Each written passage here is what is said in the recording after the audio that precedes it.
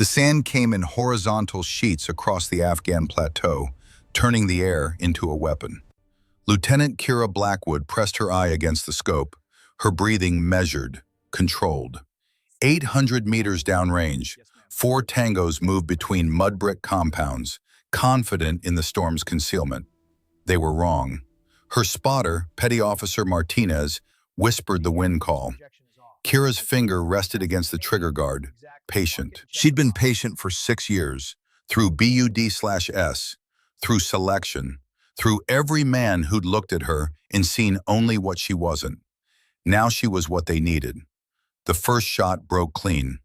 The lead tango dropped before the sound reached him. The second fell as his companions turned, confusion slowing their trained responses.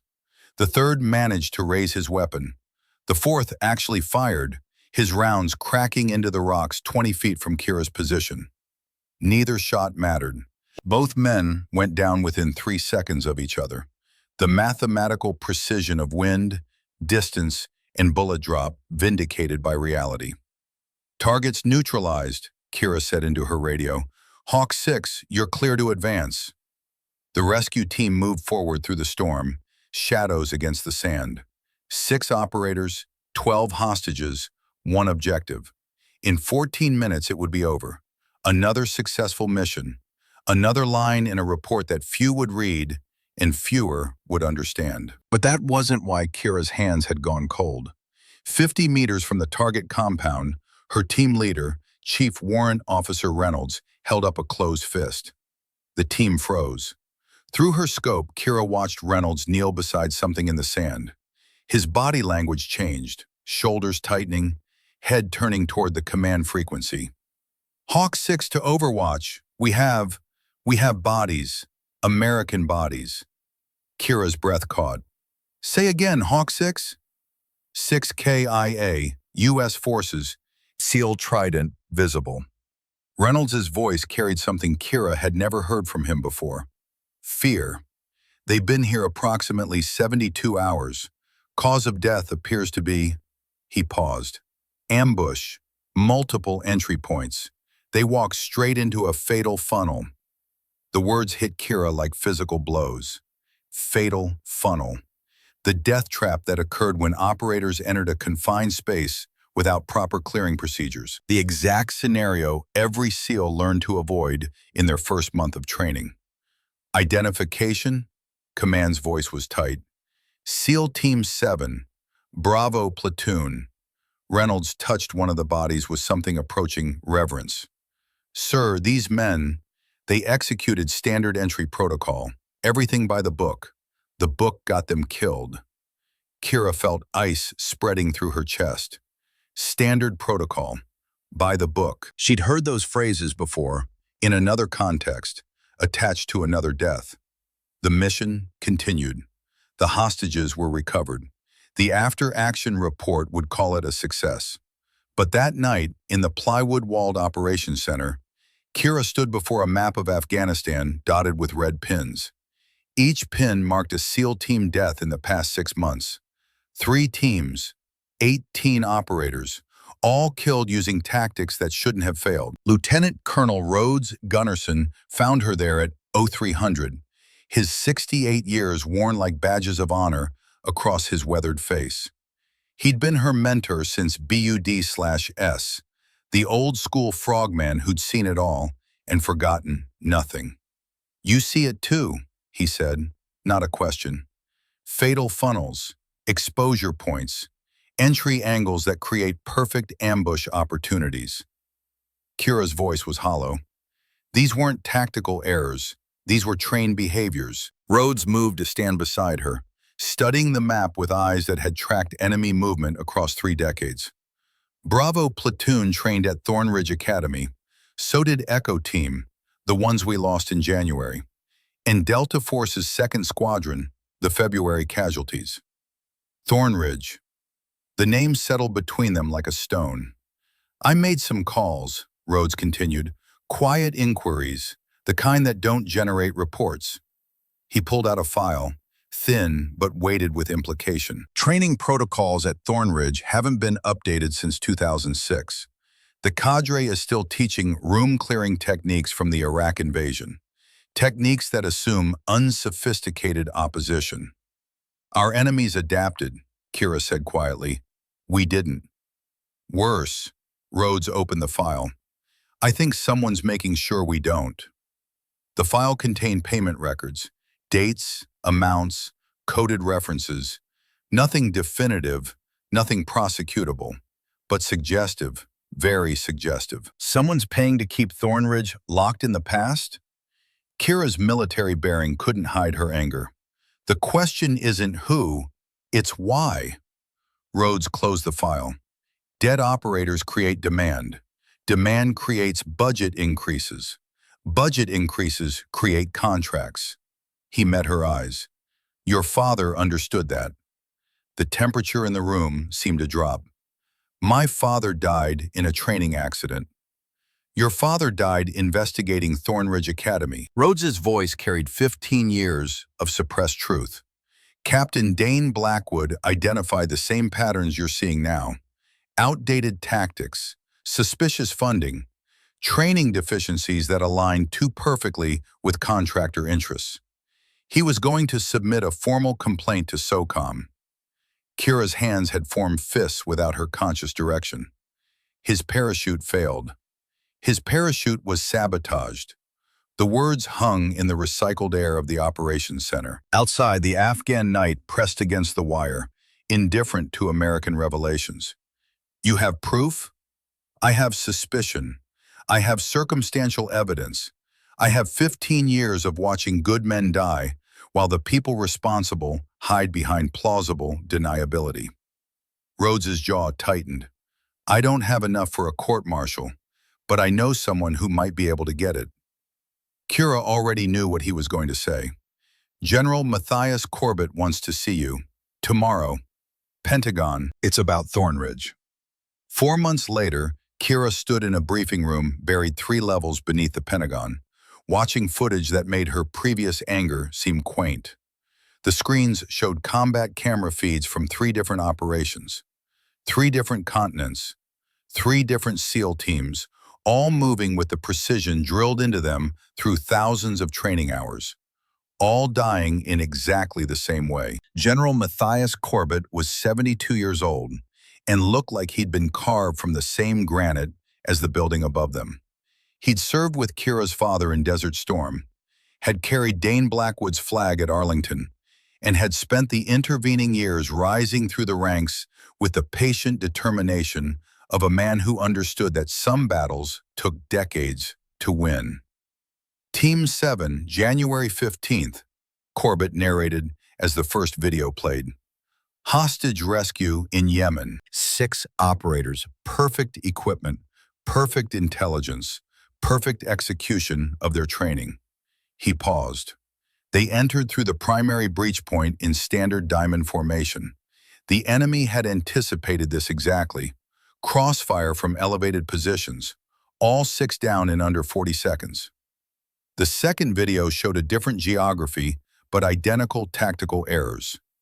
Team 3, March 23rd, high-value target capture in Somalia. They cleared the compound using the funnel technique. First man draws fire while the team exploits the moment. Except the enemy knew this technique. They let the point man enter, then collapse the funnel with coordinated fire. 4 dead. The third video was the one Kira had witnessed firsthand in Afghanistan. Team 7 Bravo, last month, you know this one. Corbett froze the image on the bodies of 6 operators who'd done everything right and died anyway. 18 men total. 18 families destroyed. And the common factor, Thornridge Academy. Kira's voice was steady despite the rage building behind her ribs. All 18 received their advanced CQB training there within the past year. Corbett turned to face her directly. Which brings us to why you're here, Lieutenant. He pulled up a new file. The man in the photograph was maybe 55, with hard eyes and a chest full of ribbons that told a story of legitimate service. Colonel Sutton Pierce, Commandant of Thornridge Academy for the past 8 years. Before that, decorated career in special operations. 3 tours in Iraq, 2 in Afghanistan. By all accounts, a warrior's warrior. But Thornridge's training scores have steadily declined under his command, while his personal finances have steadily improved. Corbett pulled up bank records. He owns a home in Aspen, another in the Keys. His daughter attends Harvard. His son drives a car worth more than a colonel's annual salary. All explainable individually. Collectively, they paint a picture. Kira studied the financial data with the same focus she'd given to wind calculations at 800 meters. Someone's paying him. We believe so. The question is for what? Corbett brought up another face. Master Sergeant Holt Thorne, senior CQB instructor at Thornridge, also living significantly beyond his means, also resistant to any curriculum updates, also in a position to influence exactly what our future operators learn. You want me to investigate them. I want you to assess them, officially. Corbett pulled up a set of orders. As of today, you're assigned to the Special Operations Training Assessment Division. Your cover is civilian contractor Margaret Payne, logistics specialist conducting a routine efficiency review of training protocols. They'll see through that in 48 hours. They'll see what they expect to see, a bureaucratic annoyance, a box checker sent by the Pentagon to justify next year's budget, a woman in a male environment who couldn't possibly understand the complexities of special operations. Kira felt the familiar weight of underestimation settling across her shoulders. She'd carried it for years. It had made her sharper. What's the real objective? Document everything. Training methods, equipment usage, instructor qualifications, cadet performance. Build an evidence file that justifies a complete program review. Corbett's expression hardened. But if you find evidence of deliberate sabotage, of intentional training degradation, of criminal conspiracy, I need proof. Admissible proof. The kind that survives scrutiny from senators and defense contractors and everyone else with a stake in keeping the status quo. And if they realize what I'm doing? Corbett was quiet for a moment. When he spoke, his voice carried the weight of old grief. Your father asked the same question. I told him to be careful. I told him to build the case slowly. I told him he had time. He met Kira's eyes. I was wrong. Dane didn't have time. But maybe you do. Maybe we've learned from that mistake.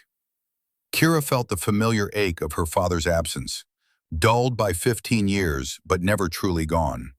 She'd been 12 when the Marines came to the door, 20 when they explained that Captain Blackwood had died in a training accident, that his parachute had failed, that sometimes even the best-maintained equipment failed at the worst possible moment. She'd believed them then. She didn't believe them now. When do I start? You fly to Fort Bragg tomorrow. Thornridge is expecting you Friday morning. Corbett handed her a file. Everything you need is in here. Cover identity, mission parameters, contact protocols. Rhodes will be your handler. He's retired now, lives about 20 minutes from the academy. Use him. Kira took the file, feeling its weight. Not heavy in pounds, but in implication, in consequence. One more thing, Corbett added. I'm giving you authorization to reveal your identity if absolutely necessary. If the situation requires it, if you're compromised, if it's the only way to complete the mission, drop the cover. But understand that the moment you do, the value of your assessment diminishes. They can claim bias, claim we sent you in with predetermined conclusions. The civilian contractor discovers problems. That's credible. The Navy SEAL with an axe to grind finds what she's looking for. That's tainted. Understood. I hope so. Corbett moved to the window, though 3 stories of reinforced concrete stood between him and actual daylight. 18 men are dead, Lieutenant. Good men, men with families, with futures, with every right to expect that their training would keep them alive. Someone took that from them. Someone looked at American operators and saw profit margins instead of patriots. I want to know who. I want to know why. and I want to make sure it never happens again. Kira stood, the file tucked under her arm. My father tried to stop this. Your father started this. You're going to finish it. Thornridge Academy sprawled across 2,000 acres of North Carolina pine forest. Its facilities a mixture of aging brick buildings and modern training complexes. The main gate bore a bronze plaque commemorating fallen graduates, names stretching back to Vietnam. Kira's rental car, a nondescript sedan suitable for a civilian contractor, passed through security with minimal scrutiny. Her credentials identified her as Margaret Payne, 31, Logistics Efficiency Specialist with Vanguard Consulting Group. The background was real enough to survive casual investigation, false enough to collapse under serious pressure. She parked in the visitor lot and took a moment to adjust. Her hair was pulled back in a simple ponytail rather than the tight bun of military bearing. Her clothes were business casual, slacks, modest blouse, sensible flats. No makeup beyond the minimum. The persona of someone trying to be taken seriously in a male environment while still knowing she never quite would be. Margaret Payne was designed to be dismissed. That was the point. Captain Martinez met her in the administration building, a thin man with suspicious eyes and the permanent tension of someone guarding access to power. He looked at her credentials with the enthusiasm of someone reviewing a parking ticket. General Corbett's office said you'd be coming. His tone made it clear that General Corbett's office could have saved everyone time by not sending her. Training assessment, logistics efficiency, budget optimization. Each phrase dropped like a small stone into still water. That's correct. We run a tight program here, Ms. Payne. Everything by regulation. Whatever inefficiencies you think you'll find, I'm not here to find anything, Captain. I'm here to document and report, nothing more. Martinez studied her with the expression of someone who'd heard variations of this promise before. Colonel Pierce wants to see you. 15 minutes. Don't be late. He handed her a visitor badge and a facility map, then dismissed her with the casual rudeness reserved for civilians who didn't understand that real work was happening around them. Kira spent the 14 minutes walking the grounds, cataloging details. The obstacle course showed its age, but remained functional. The shooting ranges echoed with controlled fire. Good discipline. The barracks were squared away, exterior maintenance suggesting interior standards held. Everything looked exactly as it should, which meant nothing. Colonel Sutton Pierce occupied an office that balanced military precision with just enough personality to seem human. Unit plaques on the walls, a photograph with the president, commendations in simple frames. The desk was clear except for a single file folder, hers, she assumed, and a coffee cup from the Army-Navy game. Pierce himself was exactly his photograph, hard-eyed, fit despite his years, radiating the earned confidence of someone who'd done the work and survived the doing. He stood when she entered, offered a hand with a grip that tested without being obvious about it, and gestured to the chair across from his desk.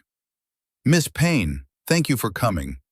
His courtesy was practiced. I understand you're here to assess our training protocols. To document them, primarily, General Corbett wants a comprehensive review of resource allocation and training efficiency across SOCOM facilities. Thornridge is first on the list. First, Pierce's smile didn't reach his eyes. Lucky us. Standard rotation, Colonel. No significance to the order. Of course, he opened her file. Vanguard Consulting. I'm not familiar with the firm. We primarily work with the intelligence community. Training assessment is a new contract for us. Expanding your portfolio. Pierce closed the file. Well, Miss Payne, you'll find Thornridge runs a professional operation. We've been training America's elite warriors for 30 years. Our graduates serve in every theater, every conflict. Our standards are exacting. Our methods are proven. I'm sure they are. That said, I expect you'll have questions, observations, perhaps even suggestions. He leaned back, a man comfortable in his authority. I'm open to hearing them, But understand that tactics are written in blood. Every protocol we teach has been validated in combat. Changing them based on theoretical efficiency models or budget considerations would be irresponsible. Kira recognized the preemptive defense. Establish the moral high ground early. Frame any criticism as civilian ignorance of military reality. She'd seen it before. I'm here to assess resource allocation, not tactical doctrine, Colonel. Good, because I'd hate for some tragedy to occur because we traded proven methods for cost savings. He stood, signaling the conversation's end. Captain Martinez will provide you with access to our training schedules. Observe what you need. Ask your questions. Just stay out of the way. Of course. As Kira turned to leave, Pierce spoke again. One more thing, Ms. Payne. Did you serve? She turned back, keeping her expression neutral. I'm sorry? Military service, you have a bearing. The way you stand, the way you move. Just curious. My father was Army. I grew up around bases. I suppose some of it rubbed off. I see. Pierce's eyes held hers a moment too long. What unit? 3rd Infantry. He died in a training accident 15 years ago. Something flickered across Pierce's face. Recognition? Calculation? It passed too quickly to identify. I'm sorry for your loss. Training accidents are always tragic. We work very hard here to prevent them. I'm sure you do. Kira left the office feeling the weight of Pierce's attention on her back. He suspected something. Not the truth, not yet, but something. She'd have to be careful. The CQB training facility was a maze of plywood rooms and corridors, designed to simulate everything from urban apartments to rural compounds. Kira stood in the observation area, clipboard in hand, watching 20 cadets prepare for their afternoon exercise. They were young, fit, confident, the kind of operators who'd survived the selection process and now believed they were invincible. She recognized that confidence. She'd worn it herself once, before combat taught her the difference between confidence and competence. Master Sergeant Holt Thorne ran the training with the precision of a man who'd done this 10,000 times. He was thick-shouldered, gray-haired, and possessed the kind of voice that could cut through gunfire. Listen up. Today's scenario is hostage rescue, 4-man teams, opposition force inside with civilian presence. Execute standard clearing procedures. Teams of 4, random assignment. Let's see who's been paying attention. As Thorne divided the cadets, Kira's attention fixed on 4 who stood slightly apart. They moved with the unconscious coordination of men who'd worked together extensively. Natural leaders, or at least men accustomed to others following. The tallest was maybe 24, sandy-haired, with the kind of aristocratic features that suggested boarding schools and trust funds. He said something to his companions that made them laugh, then looked directly at Kira. The assessment in his eyes was instant and dismissive. Those 4, Kira said quietly to the training assistant beside her. Who are they? The Iron 4, Academy's top team. That's Garrett Aldridge, he's team leader. Knox Ramsey next to him. Brennan Wolfe on the left. New guy is Sawyer Kincaid, just transferred in last month. Aldridge, Senator Aldridge's son? The assistant shifted uncomfortably. Yeah, but he's good. They're all good. Best scores in the class. Kira made a note on her clipboard, watching as the Iron 4 claimed their preferred position in the training rotation. Everything about them screamed privilege and skill in equal measure. They'd be trouble. She was certain of it. The Iron 4 entered the kill house with the swagger of men who'd never failed. Kira watched through the observation window as Garrett Aldridge signaled his team into formation. Standard diamond pattern, textbook spacing, every movement precisely as taught. Precisely wrong. She'd seen this formation before, in Yemen, in Somalia, in Afghanistan.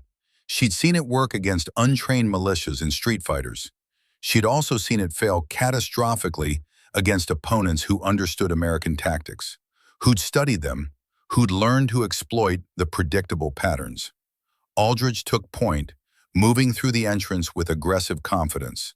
Knox Ramsey covered right, Brennan Wolfe left, Sawyer Kincaid rear security. The formation funneled them into the primary corridor exactly as designed, exactly as expected. The opposition force, instructors playing the role of hostiles, waited in positions that any competent enemy would occupy. Elevated corners, concealed angles, overlapping fields of fire. The Iron Four moved past the first room without properly clearing it, their momentum prioritizing speed over security. The first simulated shots caught Aldridge in the shoulder and chest, marking rounds, bright yellow paint exploding across his tactical vest. In real combat, he'd be down, bleeding out, useless. But Thorne's whistle didn't blow. The exercise continued. Ramsey and Wolfe advanced, attempting to suppress the opposition while Aldridge, technically dead, kept moving. Kincaid actually stopped, his weapon trained on the uncleared doorway they'd passed, his instincts better than his training. "Kincaid, maintain formation." Thorne's voice boomed through the facility. "Your rear security, not tactical command." Kincaid hesitated, then moved forward, abandoning the position that might have saved them. 3 seconds later, simulated fire erupted from that exact doorway, marking the entire team. Thorne blew the whistle. "Clear. Exercise complete." The Iron Four emerged, 3 of them grinning despite their tactical deaths, high-fiving each other like they'd won something. Only Kincaid looked troubled, glancing back at the kill house with an expression Kira recognized. The look of someone who knew better. "Good work," Thorne announced. "Clean execution, strong communication, proper formation discipline. Aldridge, work on your initial entry angle. Everyone else, solid performance." Kira's pen stopped moving across her clipboard. She looked up at Thorne, then back at the 4 cadets covered in marking rounds that represented fatal wounds. They died, all of them, in under 2 minutes, and Thorne had called it good work. She made another note, her handwriting precise despite the anger building behind her professional facade. This wasn't negligence. This wasn't simply outdated tactics persisting through institutional inertia. This was intentional. The next team rotated through, executing the same techniques with the same results. More marking rounds, more deaths that would be real in actual combat, more praise from Thorne for following protocols that would get them killed. Kira felt someone's attention and turned. Aldridge stood 15 feet away, still covered in yellow paint, watching her with undisguised hostility. When their eyes met, he didn't look away. Instead, he whispered something to Ramsey, both of them studying her with the focused malice of men who'd identified a threat. Not to their lives, to their egos. After the training session, Kira retreated to the small office they'd assigned her. Really just a converted storage room with a desk and a chair that squeaked. She pulled out her encrypted phone, the one that looked like a standard iPhone but connected through channels that wouldn't appear in any commercial database. Rhodes answered on the first ring. "Status? It's worse than we thought." Kira kept her voice low despite the closed door. "They're not just teaching outdated tactics, they're praising fatal errors. I watched 4 cadets execute a standard breach that got them all killed in simulation, and the instructor called it good work." Rhodes was quiet for a moment. Through the phone, she could hear the lake water lapping against his dock. He'd retired to a cabin on Lake Norman, 20 minutes from Thornridge, close enough to help, but far enough to maintain the fiction of separation. Same techniques from the after-action reports? Identical. Diamond formation, priority on speed, minimal clearing protocols. It's like watching a training video from 2005. Kira pulled out her notes. The senior instructor is Master Sergeant Holt Thorne, former Ranger, decorated combat veteran, completely resistant to adaptation. He's either incompetent or complicit. My money's on complicit. I did some digging on Thorne. He bought a boat last year, 30-foot cabin cruiser. Slip fees alone run 20 grand annually. That's interesting for an E8 salary. Kira felt the pieces aligning. Pierce and Thorne both living beyond their means. both in positions to influence training, both resistant to updates, and both present when your father died. Rhodes's voice carried 15 years of suppressed anger. I pulled the accident report from 2004. Pierce was Thornridge's operations officer. Thorne was already the senior CQB instructor. They were both on the jump that day. The room suddenly felt colder. They were there? Witnesses gave statements that the equipment failure was unforeseeable, that Dane's parachute had passed inspection just hours before, that sometimes these things just happen. Rhodes paused. I never believed it. Your father was meticulous about equipment checks. He'd survived 3 combat tours. He didn't die because he forgot to inspect his parachute. Kira's hands had formed fists. She consciously relaxed them, forcing herself back into the analytical mindset that kept emotions from clouding judgment. I need access to Pierce's office, his computer, his files, anything that shows the money trail. Negative, too risky this early. You've been here 1 day. Breaking into the commandant's office sends up every red flag. Rhodes's tactical judgment was sound, even if Kira hated it. Play the role. Be the annoying civilian with her clipboard. Let them underestimate you. Gather what you can through legitimate channels. While more operators train on tactics that'll get them killed, while you build a case that'll shut this down permanently. Rhodes's voice softened slightly. I know it's hard, but we need evidence that'll survive scrutiny. That means patience.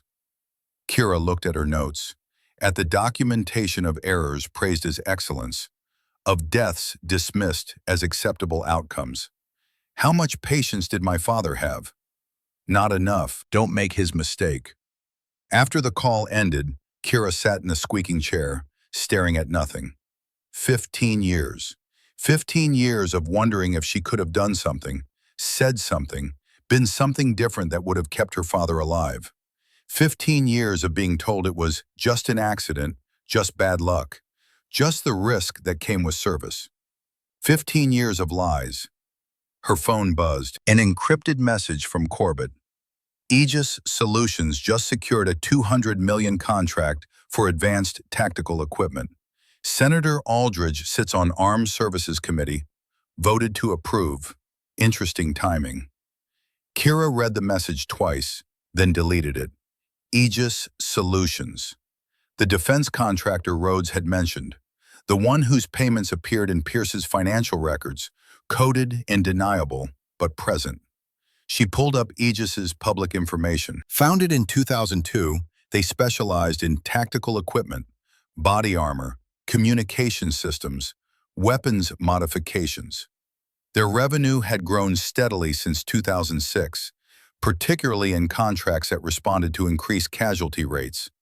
Dead operators created demand. Demand created contracts. Contracts created profit. And if someone was ensuring operators died using inadequate tactics while simultaneously pushing equipment that promised to compensate for those tactical failures, Kira closed her eyes, feeling sick. It was elegant in its brutality. Train them wrong, watch them die, sell the solution to the problem you created, all while hiding behind patriotism and the sacrifice of men who deserve better. A knock at her door brought her back. She cleared her screen and called, "Come in." Sawyer Kincaid stood in the doorway, still in his training fatigues, the yellow marking rounds cleaned away, but the memory of them evident in his troubled expression. Up close, he looked younger than the others, maybe 23, with dark hair and eyes that had seen something the rest of his team hadn't. "Miss Payne, you have a minute?" Kira gestured to the empty chair. "Of course. Cadet Kincaid, right?" "Yes, ma'am." He sat, back straight, hands on knees, military bearing that went deeper than Thornridge's training. I had some questions about the assessment you're doing. I'm evaluating resource allocation and training efficiency. Is there something specific you're concerned about? Kincaid's jaw worked. He was wrestling with something, loyalty competing with something else. Finally, the entry techniques were being taught. The diamond formation, the speed priority clearing. Is that, is that current doctrine? Kira kept her expression neutral, but internally every sense sharpened. What makes you ask? I served with the 82nd Airborne before transferring to SEAL training. Did a rotation in Iraq, Mosul, 2017. We cleared buildings almost every day. He met her eyes. We didn't use these techniques. Our officers told us the diamond formation was obsolete, that it created fatal exposure points against any enemy with basic training. We used modified serpentine entry, staggered coverage, dynamic clearing based on structure specifics. And did those techniques work? I'm alive. My fire team's alive. The guys I knew who used the old methods, he trailed off. They're not. Kira made a show of writing something on her clipboard, buying time to think. Kincaid was giving her an opening, whether he realized it or not.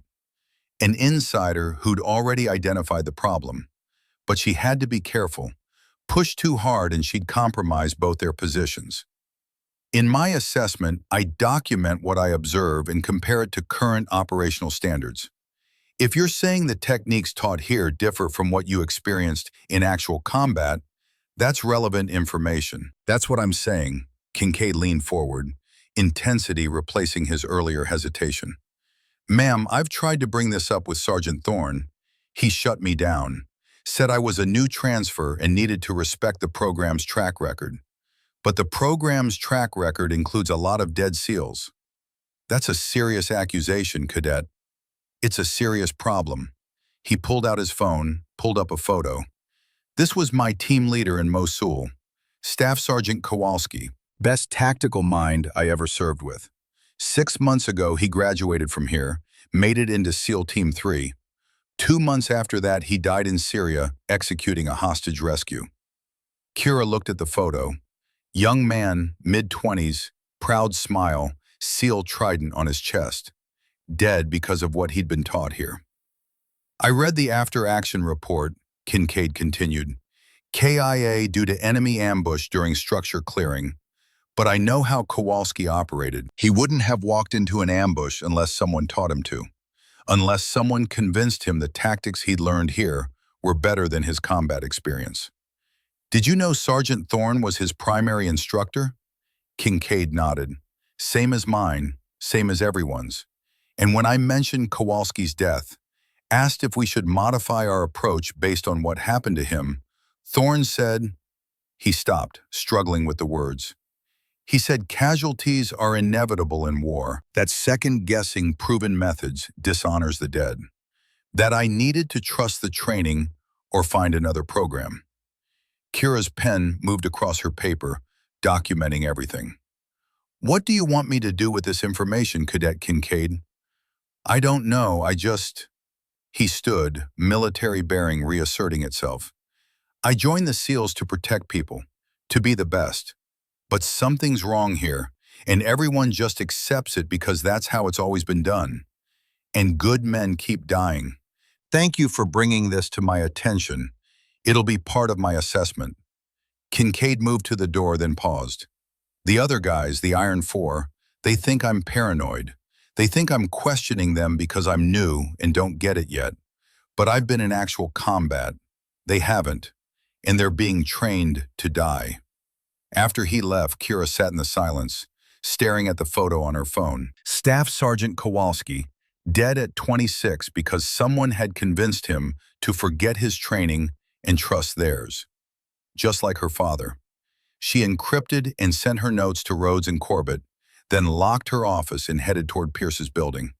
Not to break in, Rhodes was right, too risky, but to observe, to watch who came and went, to identify patterns. The administration building stood empty in the evening light, most personnel having departed for dinner. But Pierce's office window glowed. Kira positioned herself near the motor pool, close enough to observe, far enough to avoid suspicion. 40 minutes later, a civilian car pulled up. Expensive sedan, tinted windows, rental plates. A man emerged, late 50s, expensive suit, briefcase that probably cost more than Kira's monthly salary. He moved with the confidence of someone who belonged anywhere he chose to be. He entered the building without signing in at the desk. 10 minutes later, Pierce came out, walking the visitor to his car. They stood talking, their body language suggesting familiarity. Pierce laughed at something the man said. The man handed Pierce an envelope, slim, business size, the kind that held documents or checks but not bulk cash. They shook hands. The visitor left. Pierce stood in the parking lot for a moment, the envelope in his hand, then looked around. His gaze swept across the motor pool, and for a moment Kira thought he'd spotted her. But he was just being cautious, checking for observers before tucking the envelope inside his jacket and returning to his office. Kira pulled out her phone, photographed the departing car's license plate, sent it to Rhodes with a message. Visitor to Pierce. Expensive suit. Anonymous envelope. Run the plates. The response came back within an hour. Registered to Aegis Solutions Corporate Fleet. Driver identified as Marcus Vaughn, VP of Government Relations. Former Army colonel. Lobbyist. Very connected. Very dirty. So there it was. Direct connection between Pierce and Aegis. Meeting after hours, exchanging envelopes, maintaining the careful fiction of propriety while actual operators died. Kira felt something cold and hard settling in her chest. Not anger anymore. Anger was hot, emotional, clouding. This was colder, more focused. This was purpose. She headed to the mess hall, blending with the evening crowd. The Iron Four sat at a corner table, Aldridge holding court, while Ramsey and Wolf listened with the attention of loyal subordinates. Kincaid sat with them but slightly apart, his body language suggesting membership by proximity rather than genuine inclusion. As Kira passed with her tray, Aldridge's voice carried deliberately. Think the clipboard lady found any inefficiencies today? Maybe we're using too much ammunition, too many training hours. Should probably cut back, save the taxpayers some money. Laughter from Ramsey and Wolf. Kincaid remained silent. Kira kept walking, but Aldridge wasn't done. Ma'am? Miss Payne? Question about resource allocation. She stopped, turned. Yes, Cadet Aldridge? He stood, moving toward her with the casual dominance of someone accustomed to others yielding space. Just wondering what qualifies a logistics contractor to assess tactical training. Seems outside your lane. I assess resource efficiency, not tactics. But observing training helps identify where resources are allocated. Right, except I saw your notes. You were documenting our entry techniques, our formation structure. That's tactical assessment, not logistics. His smile didn't reach his eyes. Makes me wonder what you're really looking for. The mess hall had gone quiet, everyone watching. This was a test, Kira realized. Aldridge establishing dominance, proving to his peers that civilians could be intimidated, that his authority exceeded hers. She could diffuse it, apologize, retreat. That's what Margaret Payne would do. But Kira Blackwood was tired of retreating. You're right, Cadet. I was observing your tactics, and I observed that you died. All of you, within 2 minutes of entry. In real combat, that's mission failure. But Sergeant Thorne called it good work, which suggests either his standards or his judgment is compromised. The silence deepened. Aldridge's smile vanished. You don't know what you're talking about. I know that 18 SEALs have died in the past 6 months using the same techniques you demonstrated today. I know that enemies adapt while we apparently don't. And I know that someone who's never been in combat shouldn't confuse simulation with reality. And you have combat experience? Aldridge stepped closer, deliberately invading her space. You've been downrange? You've cleared buildings under fire? Or did you learn everything from reports in PowerPoints? Kira held her ground. My job is assessment, not combat, but I can read after-action reports. I can identify patterns. And the pattern here is that Thornridge graduates die using Thornridge tactics. Get out. Aldridge's voice had gone cold. You're done eating. Leave. I don't take orders from cadets. You'll take them from me. Pierce stood in the doorway, his expression carved from stone. Miss Payne, my office, now. The walk to Pierce's office felt like a tactical retreat under fire. Kira knew she'd miscalculated, let her anger override her mission parameters. Rhodes had warned her. Corbett had warned her. Stay in character. Don't reveal yourself. Build the case slowly. She'd just blown that approach. Pierce closed his office door with controlled precision. He didn't sit, didn't invite her to sit, just stood with his arms crossed, radiating command authority. You want to explain what just happened in my mess hall? Cadet Aldridge initiated the confrontation. I responded to his questions. By questioning my senior instructor's judgment in front of 50 cadets, by suggesting that Thornridge training gets operators killed, by stepping so far outside your assessment parameters that I'm questioning whether you understand your own job. Kira remained silent. Sometimes silence was stronger than defense. Here's what's going to happen, Pierce continued. You will confine your assessment to resource allocation and logistics. You will not evaluate tactical training. You will not question instructor decisions. You will not undermine cadet confidence in their preparation. Is that clear? General Corbett's orders were to conduct a comprehensive assessment. General Corbett's orders don't override my authority within this facility. You're a civilian contractor, Miss Payne. You're here at my discretion. That discretion can be revoked. He moved to his desk, pulled out his phone. In fact, I'm calling Corbett right now to discuss whether your continued presence serves any useful purpose. This was the moment. Kira could back down, apologize, resume her cover, or she could push forward, accept the consequences. Rhodes would tell her to retreat. Corbett would agree. The smart play was obvious. But 18 men were dead. Her father was dead. And somewhere, Marcus Vaughn from Aegis Solutions was counting the profits while planning the next batch of inadequately trained operators. Before you do that, Colonel, you should know that I photographed your meeting with Marcus Vaughn tonight. I documented the envelope he gave you, and I've already transmitted that information to General Corbett, along with financial records showing payments from Aegis Solutions to both you and Master Sergeant Thorne. Pierce's hand froze over his phone. His expression didn't change, but something shifted behind his eyes. Calculation replacing anger. Those are serious accusations. They're documented facts. The only question is whether you cooperate with the investigation or compound your crimes by continuing to obstruct it. Investigation. Pierce set down his phone carefully. So you're not really a logistics contractor? No. And Corbett knew this? General Corbett sent me to document evidence of training deficiencies and potential criminal conspiracy. I've found both. Pierce was quiet for a long moment. Then surprisingly, he smiled. It was a terrible smile, empty of humor and full of calculation. You think you're the first person to investigate Thornridge? Your father thought he had evidence too. He was going to blow the whistle, destroy careers, end a program that's trained thousands of successful operators.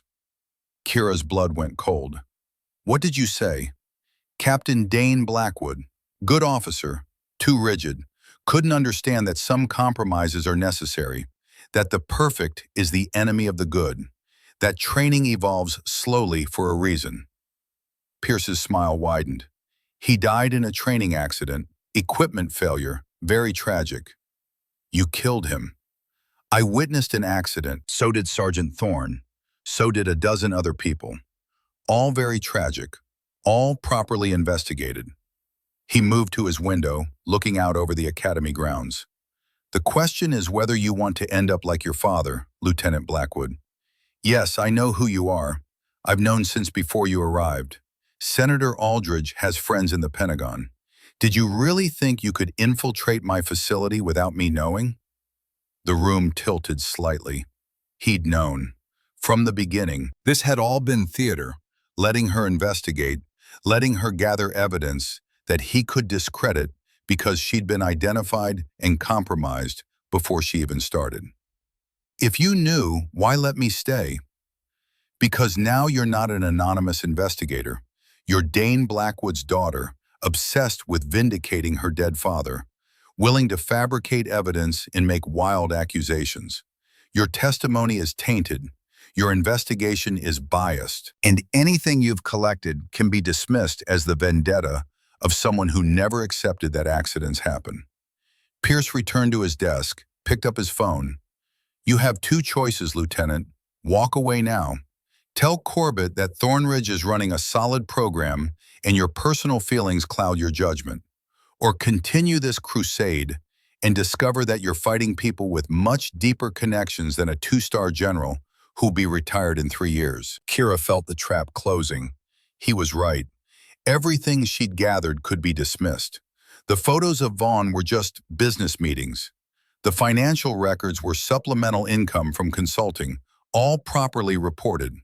The training deficiencies were differences of professional opinion, and she was the grieving daughter who'd never accepted that her father had made a fatal error.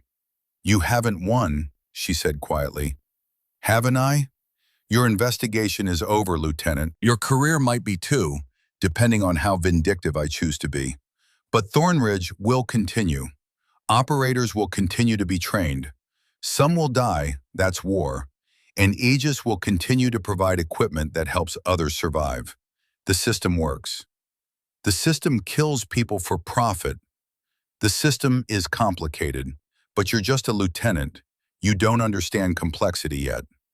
Pierce opened his door. You have until morning to leave my facility. If you're still here, I'll have you removed by security and file formal complaints with Naval Special Warfare Command about an officer conducting unauthorized investigations based on personal vendetta. Your choice. Kira left, her mind racing. Pierce was right about one thing. She'd been outmaneuvered. But he was wrong about another. She wasn't done, not by a long shot. The rain started just after midnight, turning Thornridge's parade ground into a mirror that reflected nothing but darkness. Kira stood at her quarters window, watching water pool around the obstacle course, her encrypted phone pressed to her ear. He's known from the beginning, she told Rhodes. Pierce let me investigate just long enough to compromise the evidence. Everything I've gathered can be dismissed as personal vendetta. Rhodes's breathing was steady through the phone, the sound of a man who'd survived worse setbacks. Then we changed the approach. You can't be the primary investigator anymore, but you can be the catalyst. Sometimes the best weapon is the one the enemy doesn't see coming. What are you suggesting? Pierce thinks he's won.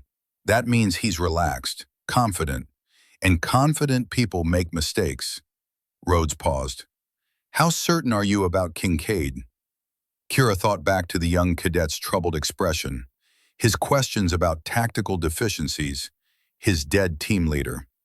He knows something's wrong, he's just not sure what to do about it. Then give him direction. You can't investigate anymore, but he can observe. He can document, and his testimony won't be tainted by personal history. I'm putting a target on his back. You're giving him a chance to save lives. There's a difference. Rhodes's voice hardened. Kira, your father didn't die investigating training deficiencies. He died because he got close enough to expose criminal conspiracy. Pierce's reaction tonight proves you're on the same path. The question is whether you're going to back down or finish what Dane started. Through the window, Kira watched lightning illuminate the academy grounds.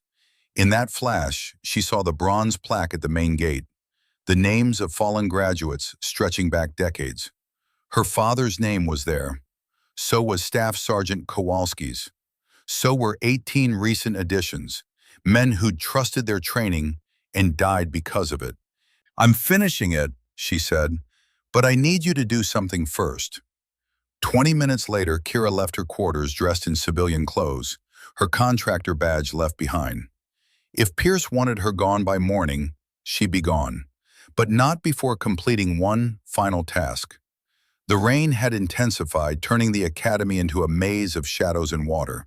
She moved through it like the operator she was, using terrain and darkness to avoid the occasional security patrol. Her destination was the cadet barracks, specifically the section housing the Iron Four. She found Sawyer Kincaid in the common room, alone, staring at a laptop screen that showed tactical diagrams. When Kira appeared in the doorway, water dripping from her jacket, he startled but didn't call out. "Miss Payne, what are you doing here?" "It's Lieutenant Blackwood, actually, Navy SEAL, and I'm here because you were right about everything." Kincaid's eyes widened, but he recovered quickly. Combat experience had taught him to process surprises without freezing. "You're military?" "I was sent to investigate training deficiencies. I found them, along with evidence of criminal conspiracy. But I've been compromised. Pierce knows who I am, knows why I'm here, and he's using my personal connection to my father's death to discredit anything I've discovered." "Your father?" "Captain Dane Blackwood. He died here 15 years ago investigating the same corruption. They killed him and called it an accident." Kira moved into the room, keeping her voice low.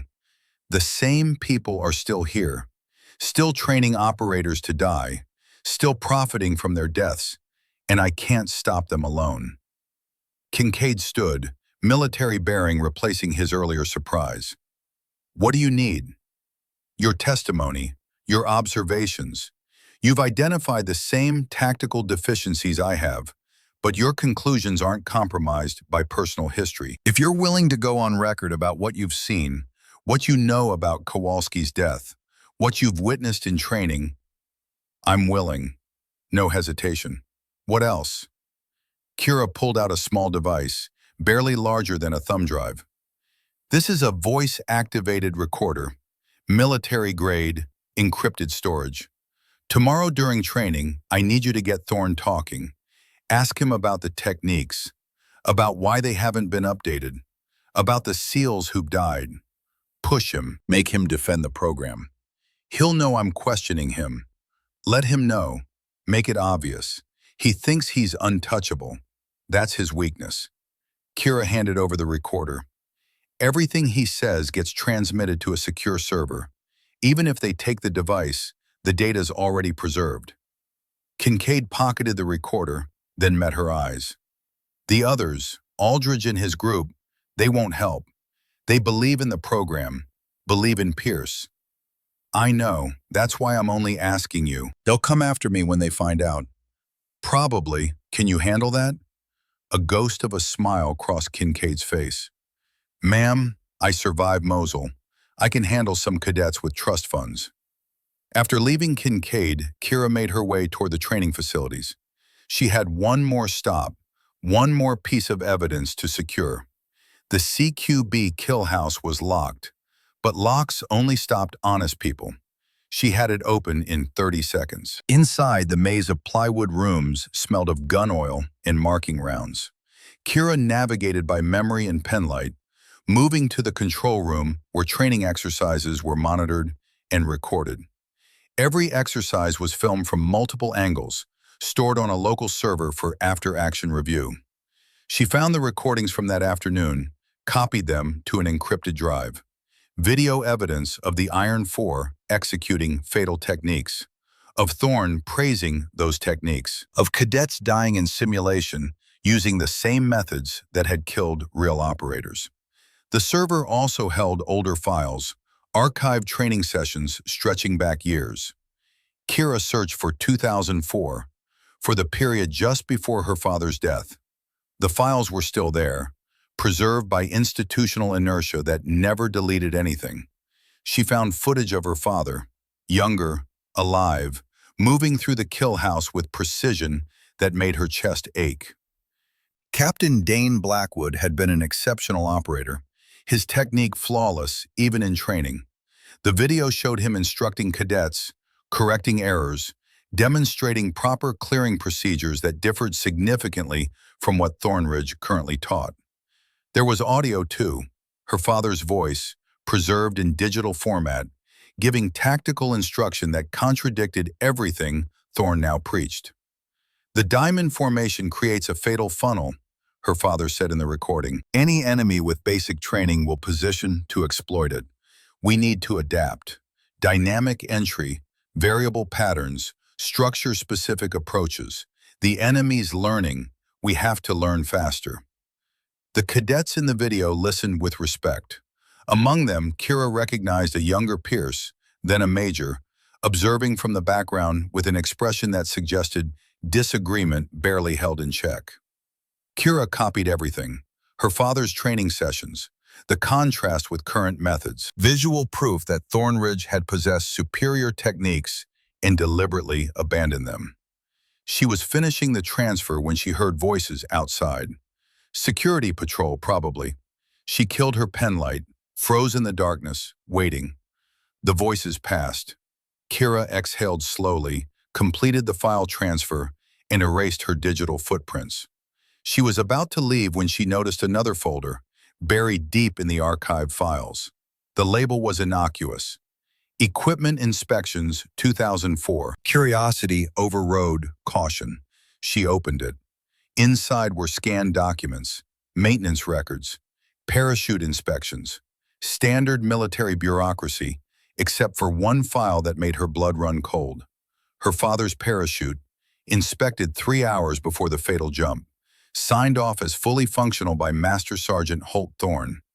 The next document was the Accident Investigation Report: Equipment failure, parachute malfunction, no evidence of sabotage, signed by then Major Sutton Pierce. But there was another document, one that shouldn't have been in this folder: a handwritten note on Thornridge letterhead dated 2 days before her father's death. D. Blackwood is becoming a problem. Meeting with SOCOM IG next week, RE, training irregularities. Aegis concerned about contract implications. Recommend immediate action. VP. VP, Marcus Vaughn, Vice President of Aegis Solutions. The note wasn't signed officially, probably never meant to be kept, but someone had scanned it, filed it, preserved it. Maybe as insurance, maybe as evidence, maybe just through bureaucratic accident. Kira photographed it with shaking hands. This was it. Direct evidence linking her father's death to Aegis, to Pierce, to Thorne. Proof of motive, opportunity, means. She finished copying files, secured her equipment, and slipped out of the kill house. The rain had become a deluge, visibility reduced to a few feet. Perfect cover for someone who didn't want to be seen. She made it halfway across the parade ground before the lights hit her. 4 figures emerged from the rain, backlit by handheld flashlights that turned the downpour into curtains of silver. The Iron Four, moving with the coordination of men who'd planned this. Garrett Aldridge led them, his aristocratic features hardened by something that went beyond cadet discipline. This was personal now.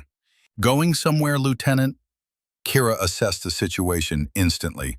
4 of them, one of her. They were bigger, younger, trained, but she'd been doing this longer, harder, against enemies who didn't follow regulations. I'm leaving, cadet, just like your commandant ordered. In the middle of the night, through the training areas? That's not the route to the main gate. Knox Ramsey circled right, tactical positioning. That's the route someone takes when they're up to something. I don't answer to cadets. No, you answer to Colonel Pierce, Brennan Wolfe rumbled.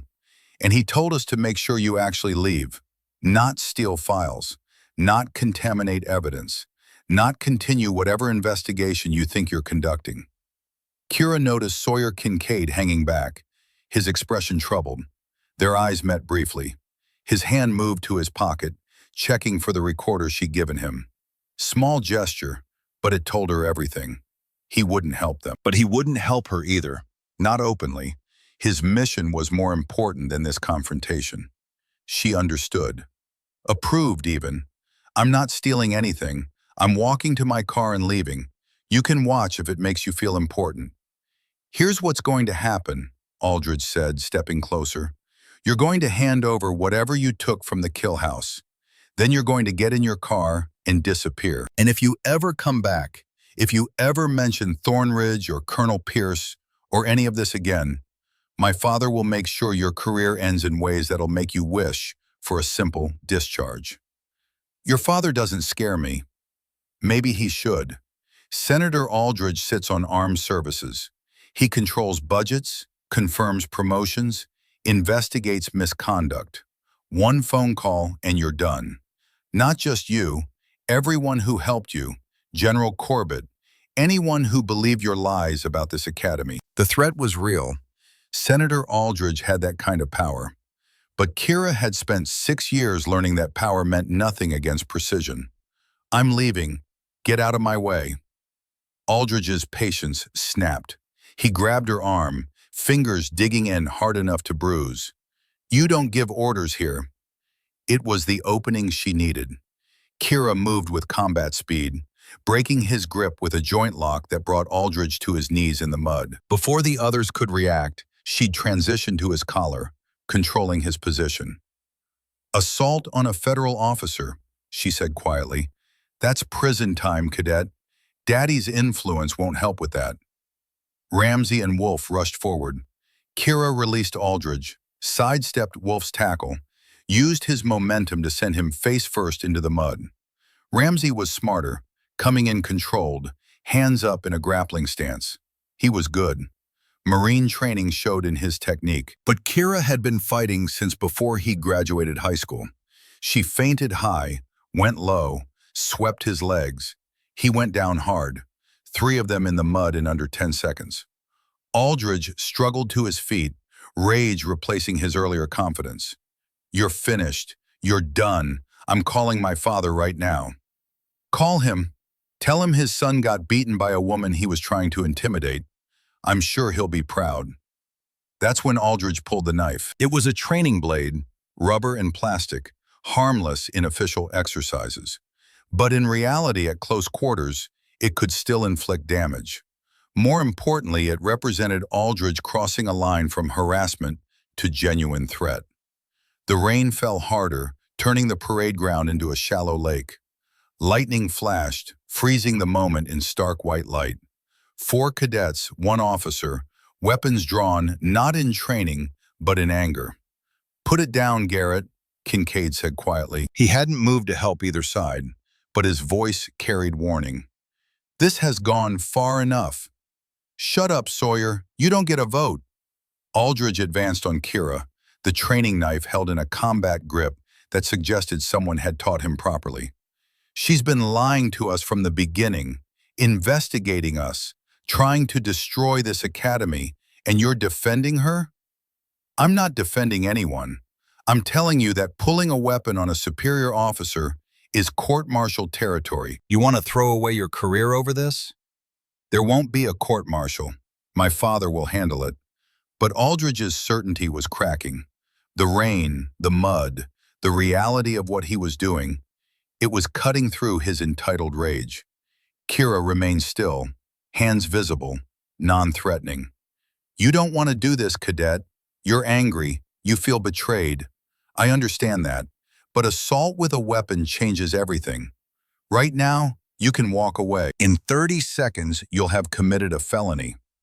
You're the felon, breaking into secure facilities, stealing classified files, conducting unauthorized investigations. I'm conducting a lawful investigation ordered by a general officer. You're threatening that investigation with a weapon. The difference is prison versus discipline. Aldridge hesitated, the knife wavering. Ramsey and Wolf had regained their feet, watching their leader, waiting for his decision. The rain beat down on all of them, cold and relentless. Then everything changed. Headlights swept across the parade ground. A vehicle approached, military police markings visible even through the rain. It stopped, and Colonel Pierce emerged, flanked by Master Sergeant Thorne and 2 armed security personnel. Pierce surveyed the scene with an expression that suggested he'd expected exactly this. Stand down, cadets, all of you. Aldridge lowered the knife, relief flooding his features. Sir, we caught her breaking into the kill house, stealing training materials. We were detaining her until security arrived. Is that so? Pierce's voice was carefully neutral. And the weapon in your hand? The 3 of you in the mud? That's all part of lawful detention? She attacked us, sir. We were defending ourselves. Pierce turned to Kira. Lieutenant Blackwood, do you wish to press assault charges against these cadets? The question was a trap, and Kira knew it. Press charges. and she'd be stuck here fighting legal battles while Pierce disposed of evidence and covered tracks.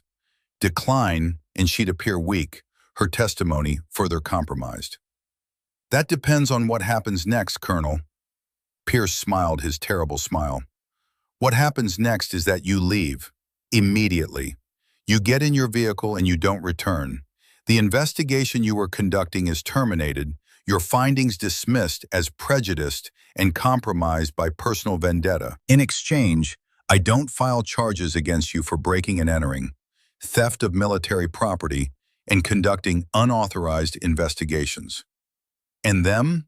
Kira gestured to the Iron Four. They received discipline for conduct unbecoming, nothing career-ending. They were, after all, attempting to protect Academy security. Pierce's expression hardened. This is the only deal you're getting, Lieutenant. Take it or face charges that will end not just your career, but your freedom. Kira looked at the four cadets. Aldridge still held the knife, though lowered.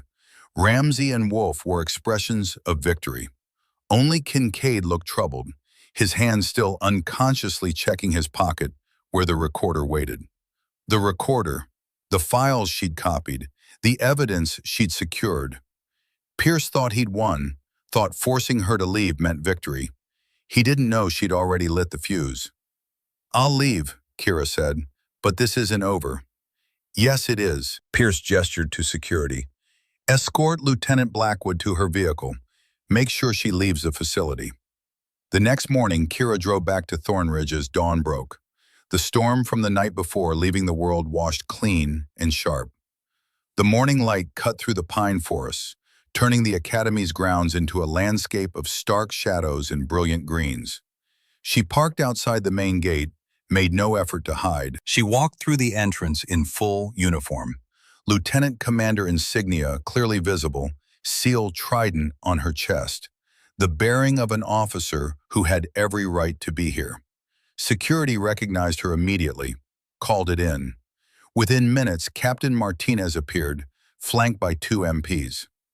Lieutenant Blackwood, you were ordered to leave this facility. I'm here to observe the field exercise. My investigation remains active pending resolution of charges. Colonel Pierce was very clear. Colonel Pierce doesn't have authority to terminate an investigation ordered by General Corbett.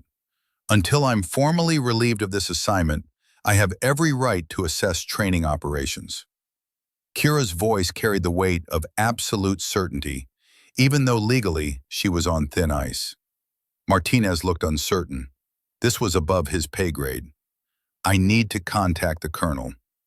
Go ahead. While you're at it, inform him that if he attempts to remove me by force, I'll file formal obstruction charges.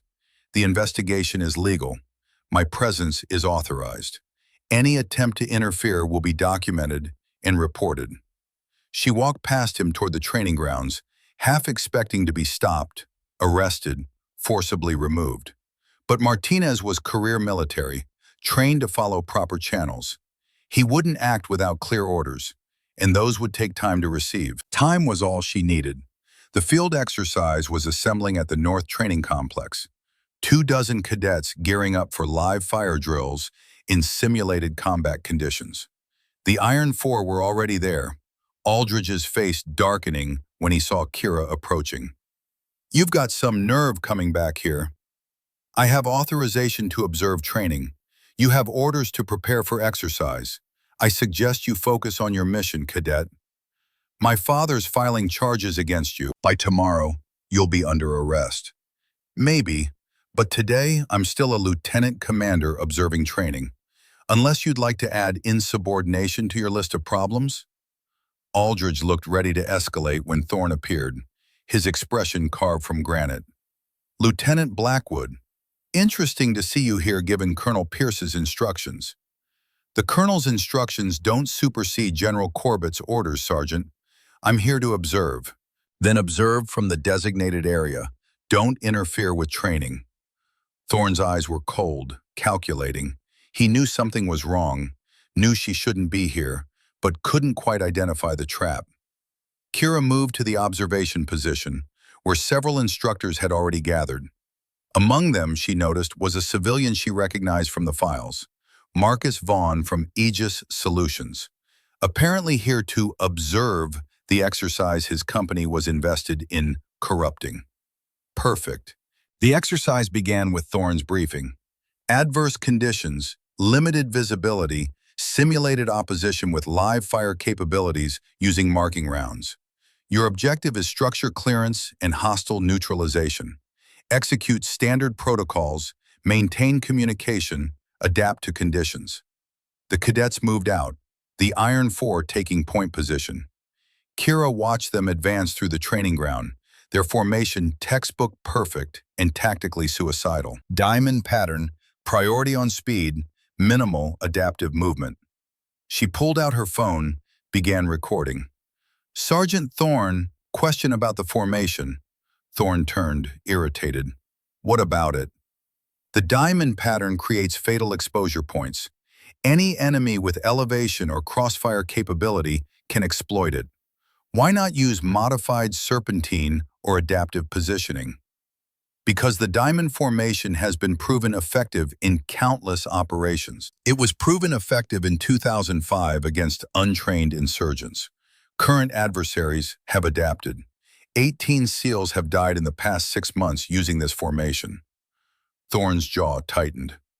Those deaths were due to superior enemy forces, not tactical deficiencies. Superior enemy forces who knew exactly how American operators would enter a structure because we haven't updated our tactics in 15 years. Kira kept her phone recording, capturing every word. You're teaching them to die, Sergeant. I'm teaching them proven methods. You're questioning decades of tactical development based on isolated incidents. 18 deaths isn't isolated, it's a pattern that correlates directly with Thornridge training. That's enough, Lieutenant. Pierce had arrived, his expression promising consequences. You're disrupting training operations. I'm asking legitimate questions about tactical deficiencies that are getting operators killed. Kira kept recording, kept her voice calm and professional. Questions you seem very interested in preventing. Marcus Vaughn stepped forward, his expensive suit incongruous against the military environment. Colonel Pierce, perhaps we should discuss this in private. These accusations are serious. Who are you? Kira asked, though she knew perfectly well. Marcus Vaughn, Aegis Solutions. We provide tactical equipment to Special Operations Forces and pay Thornridge Academy to maintain training programs that create demand for your equipment. Vaughn's expression didn't change, but something flickered behind his eyes. That's a serious accusation.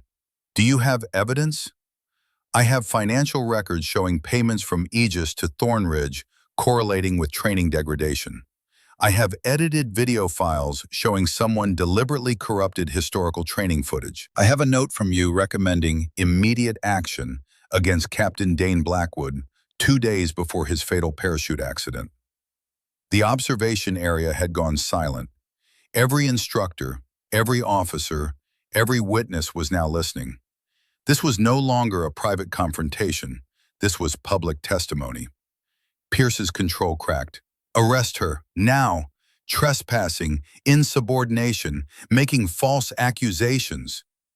On whose authority? Kira demanded. You're the subject of this investigation, Colonel.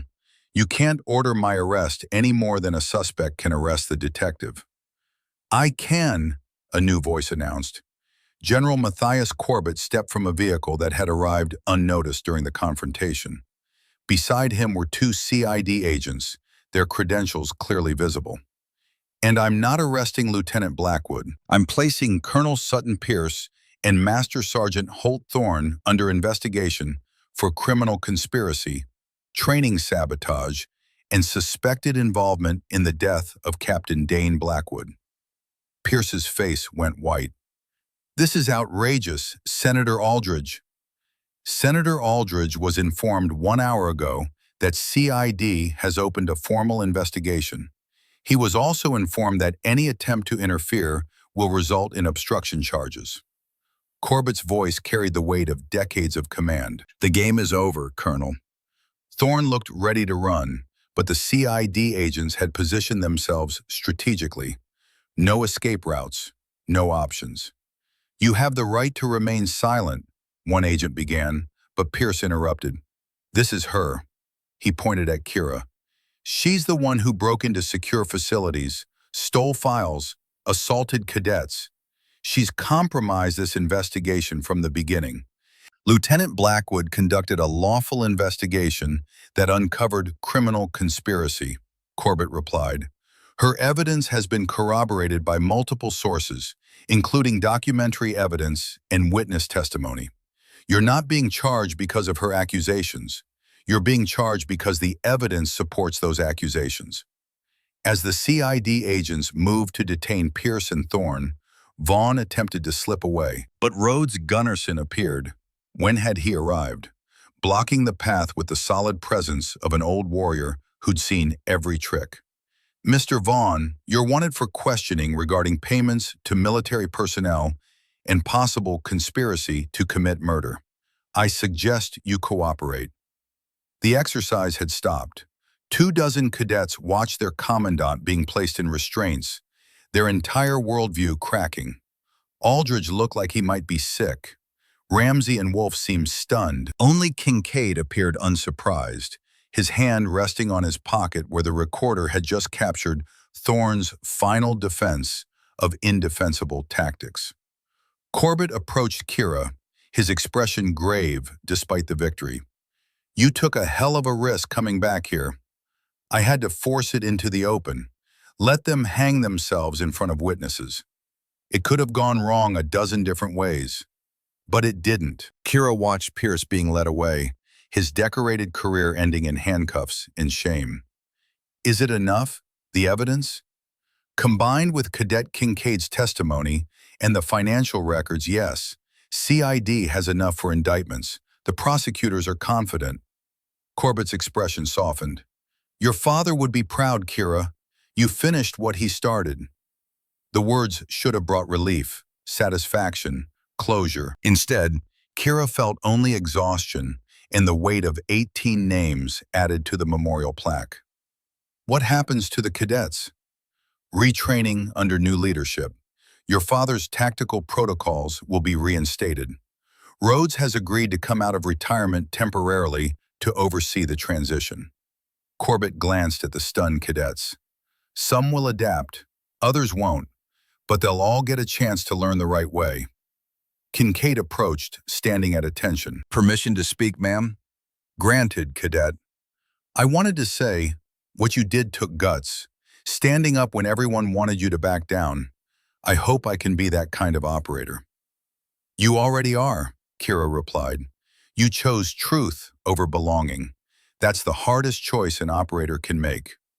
As the morning sun burned through the last of the storm clouds, Kira stood on the grounds of Thornridge Academy and felt something she hadn't felt in 15 years. Peace. Not complete, not perfect. 18 men were still dead. Her father was still gone. The system had still allowed corruption to flourish for over a decade. But justice was moving forward. The conspiracy was exposed, and future operators would train properly, learn correctly, have a better chance of coming home. She walked to the memorial plaque at the main gate, found her father's name among the fallen, Captain Dane Blackwood, 1968 to 2004, died in service to his country. "I finished it, Dad," she whispered. "It took 15 years, but I finished it." The bronze plaque offered no response, but in the morning light, the letters seemed to shine a little brighter. 3 weeks later, the verdicts came swiftly. Pierce and Thorne, 20 years military prison, dishonorable discharge, total forfeiture of benefits. Vaughn, 30 years federal. Aegis Solutions faced federal investigation, likely to lose all government contracts. Senator Aldridge announced his retirement. His son quietly transferred to a different program. The charges against Kira were dismissed. Her investigation was vindicated, and she'd been offered a new assignment. "Thornridge Academy needs a new commandant," General Corbett explained in his Pentagon office. "Someone who understands modern tactics, Someone who can't be bought or intimidated. Someone who has personal investment in getting it right. Kira looked at the orders, at the promotion to full commander that came with them, at the opportunity to shape the next generation of operators. I'm a field operator, not an administrator. Your father said the same thing. But sometimes the most important operations happen at home, making sure the warriors we send downrange are properly prepared. Corbett slid a folder across the table. Rhodes will be your deputy. Kincaid wants to stay and help rebuild the program. You'll have full authority to restructure training from the ground up. Kira opened the folder, saw curriculum proposals based on her father's original protocols, updated for modern threats, adapted for current enemy capabilities. Everything Thornridge should have been teaching for the past 15 years. How long? 3 years minimum. After that, you can return to the teams if you want. But those 3 years could save hundreds of lives, maybe thousands. Kira thought about Kowalski, about the 18 recent deaths, about her father who tried to fix this and died trying. I'll do it, she said, but I want complete operational control. No interference from defense contractors. No political considerations affecting training standards. We do it right, or we don't do it at all. Agreed, Corbett stood, extended his hand. Welcome to Thornridge Academy, Commander Blackwood. 6 months later, Kira stood before a class of new cadets, Rhodes beside her, Kincaid assisting. The kill house behind them had been completely restructured, the training manuals rewritten, the standards elevated. My name is Commander Kira Blackwood, she began. I'm here because 18 SEALs died using the tactics this academy used to teach. I'm here because my father died trying to fix that problem, and I'm here to make sure no operator graduates from Thornridge without the skills to survive and complete their mission. She gestured to the memorial plaque, visible through the window. Every name on that plaque represents a failure to adapt, to question, to demand excellence over comfort. Some of those failures were inevitable, others weren't. Your job is to make sure your name never joins that list. My job is to give you the training to prevent it. The cadets listened with the intensity of men who understood they were being offered something rare. The truth, unfiltered and hard. Thornridge Academy used to train operators to die. Starting today, we train you to win. Questions? A hand rose. Young cadet, maybe 22. Ma'am, is it true you took down Colonel Pierce? I exposed criminal corruption.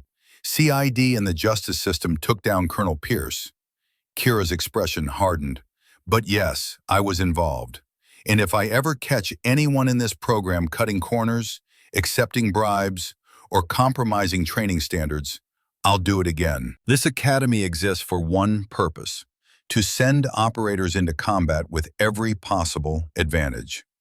Anyone who interferes with that purpose is my enemy. Clear? Yes, ma'am. As the class dispersed for their first training rotation, Rhodes moved beside her. You sounded like Dane just then. Same fire, same absolute certainty. Good. He was right about everything. Kira watched the cadets gear up, their movements still rough but their attitudes serious. How many do you think will make it? Half, maybe. The rest will wash out or transfer. But the ones who make it will be ready. Rhodes smiled. Your father would be proud, Kira. You didn't just finish his mission, you made it better.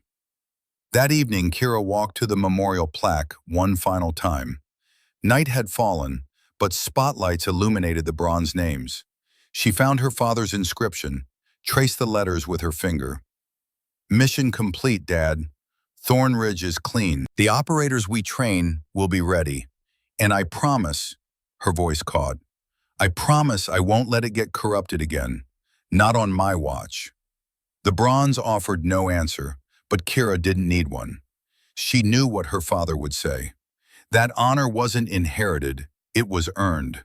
That sacrifice meant nothing without purpose. That the only way to honor the dead was to protect the living. She turned back toward the academy, toward the work waiting, toward the next generation of operators who deserved the truth. Somewhere in the darkness, an owl called. The wind moved through the pines, and Commander Kira Blackwood walked back to her office, ready to begin the mission that mattered most, teaching warriors to win.